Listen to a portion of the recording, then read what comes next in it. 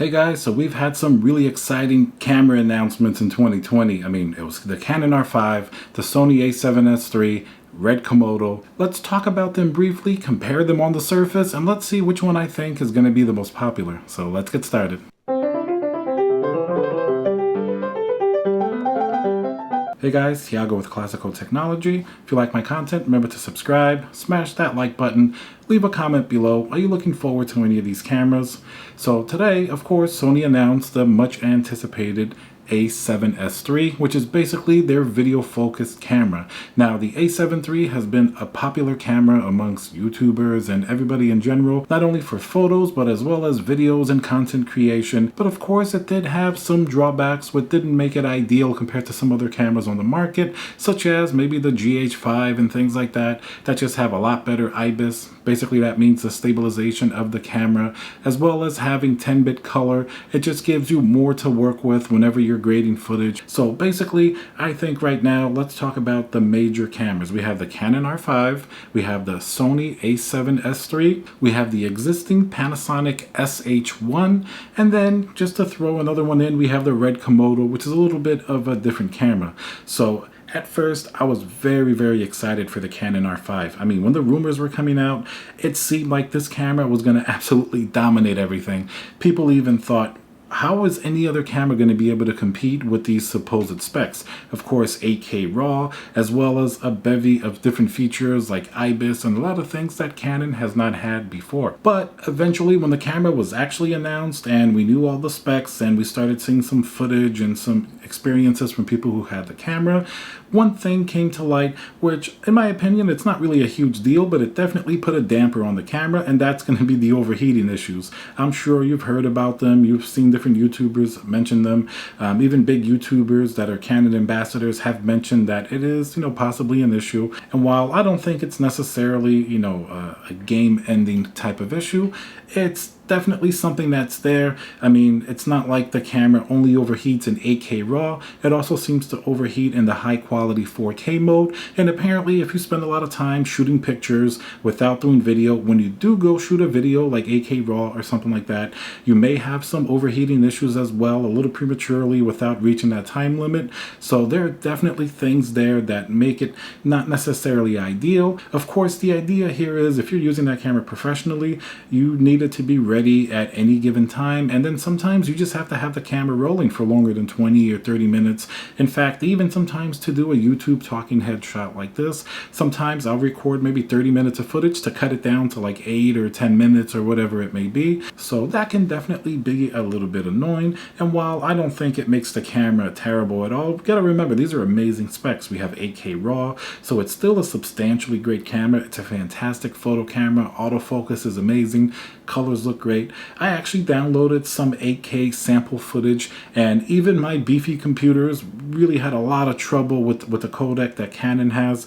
Apparently, the computers now and the GPUs that we have can't necessarily decode the current Canon codec, which is a little bit tricky. We have to see what's going to happen. You may have to make proxies. I did try 8K RAW, and that seemed to work a lot better. It makes sense in a lot of cases. Anytime a footage is not compressed at all, or the less compressed it is, usually the better it's going to edit on your system. If footage is going to be very compressed, you're going to have a much harder time editing it. So 8K RAW, the drawback is that while you can edit it a little faster than everything else, it takes up a serious amount of storage space just because of the bit rate, and the data that it's handling is really significant. So having said all that, the Canon R5 definitely ends up being a mixed bag for people that want to use it for video. For photo, it's fantastic, and it does have some revolutionary video features, but you have to keep those drawbacks in mind. And that's when Sony announcing the A7S III kind of became a little bit of a shocker. We all knew Sony was going to have a good camera, but like I said before, I thought they were going to be playing second fiddle to Canon. But after seeing the specs on the Sony camera, it's pretty obvious this is going to be the camera to beat for video. I mean, aside from not overheating, it has 4K 120p. You're going to be able to do 16-bit RAW recording externally. Like, that's really pretty incredible. And then of course it's going to have the 4K 10-bit internally. It's a 12 megapixel sensor, meaning that it's going going to be great for low light. It's not really primarily a photo camera like the Canon is. This camera is really focused on having great colors. It's focused on having great low light. It has, pretty good IBIS. It's not as good as the Canon, I don't believe, or the S1H, which has amazing IBIS. But in general, it looks like Sony really hit it out of the park with this camera, and it's definitely going to be the camera to beat. Not to mention the autofocus seems to be exceptionally good, as it generally is in Sony cameras as well. So if the colors can be great, it has IBIS, it has 4K 120p, doesn't overheat. I mean, this is a camera that's really looking to be fantastic, and Sony has a nice selection of mirrorless lenses already. Of course, Canon has an amazing history of lenses, and the new RF lenses are some of the best mirrorless lenses out there. But Sony, and especially with Sigma and Tamron, they've been able to build up a library of amazing lenses, often at pretty good prices, especially Sigma and Tamron. And the Sony lenses are absolutely fantastic. So all this, I think it's going to make this Sony camera the one to beat. So then, of course, we have to mention the Panasonic S1H. It's actually the main camera that I used. I used an S1 before, which is similar, but the S1H is a very video-centric camera, much like the Sony is. And in my opinion, even though it came out more than a year ago, right now it's definitely the best camera you can get mirrorless. Right before these two came out, the S1H, in my opinion, is still an absolutely amazing camera. The only thing that it's really missing, as we all know, is the autofocus. I mean, aside from that, it has 6K, it has 4K 60p. It doesn't have 4K 120p like these newer cameras, but the 4K 60p looks really good. It's 10-bit 422 internal. It has fantastic IBIS. Of course, that 4K 60p does have a little bit of a crop, but otherwise it's a full frame 6K camera, which is definitely pretty incredible. The color science looks absolutely beautiful. It's fantastic in low light. You have a dual ISO, of course. In fact, I've done a lot of footage with that, and it looks absolutely incredible. It does have some good lenses, not too many. It's nothing like Sony or Canon. This is definitely one of the drawbacks, being an L-mount system.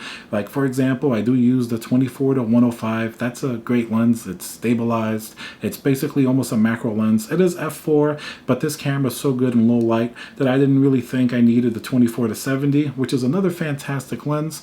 It's a 2.8, of course. So the Canon glass, especially the one certified by Leica, aside from being a little bit expensive, it's absolutely awesome. And of course, the only drawback is you don't have as many lenses to choose from. You can use an MC21 adapter and put Canon glass on it, of course. But in general, Sony and Canon definitely have it beat in terms of the glass. Now, in terms of the autofocus, that's really the only other drawback. Aside from that, I think you still get fantastic professional quality with this camera. And lastly, to talk about more expensive cinema cameras, we have the red Komodo. Briefly, this is going to be a 6K camera, much like the S1H. It's going to have sort of the red cold raw. It's going to have that red color science. It's going to be, of course, a little bit different than the more expensive cameras. It is going to have a global shutter and not rolling shutter, which is going to be great for when you're, moving the camera around or getting a lot of quick shots. It just makes everything look more fluid. So far from the footage I've seen, there's some stuff that definitely looks really, really good. This is going to be an RF mount camera, meaning it's going to be able to use a lot of the Canon stuff, EF lenses. If you have an adapter, you're going to be able to use that ND adapter on it from Canon, which is awesome. Also uses Canon batteries. And of course, it has an absolutely awesome little form factor, and Red always produces such amazing cameras that I think this camera is definitely going to be the one that a lot of enthusiasts and a lot of maybe filmmakers that are a little bit more of a restricted budget are definitely going to go for, because even though it's still a very expensive camera, it's nowhere near as expensive as the other Red cameras. And of course, it's going to be using non-proprietary, different accessories. You can put any monitor that you want on it. Of course, it being SDI, it doesn't do HDMI. Then, of course, you can do CFast 2.0 card. You don't have to get like a proprietary Red mag or something like that.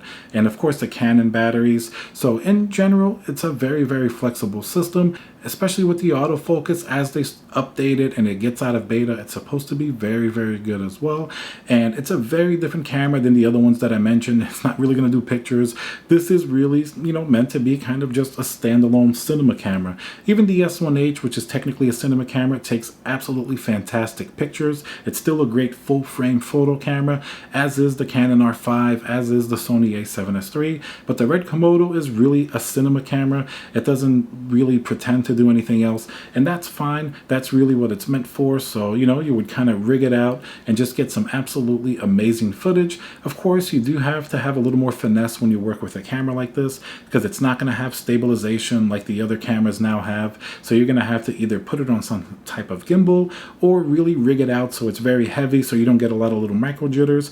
And then of course it is a little bit more expensive than all the other cameras. Come in that $3,500 to $4,000 range. This one's going to be closer to that $6,000 to $7,000 range. And of course you do have to get certain accessories. You know, it comes with a very small screen, but you'll have to get that. You'll have to get batteries. So you're definitely going to have to kind of kit it out.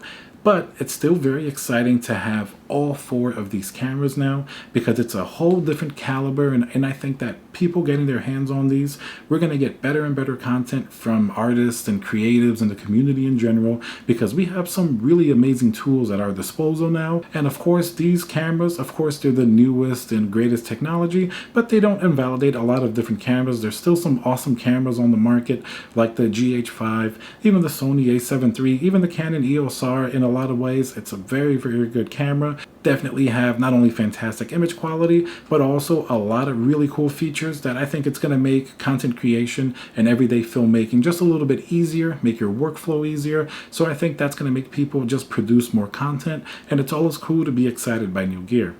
Alright guys, I hope you enjoyed this little chat on these cameras. Leave a comment below, let me know what you think. Remember to subscribe, and I'll see you guys on the next video.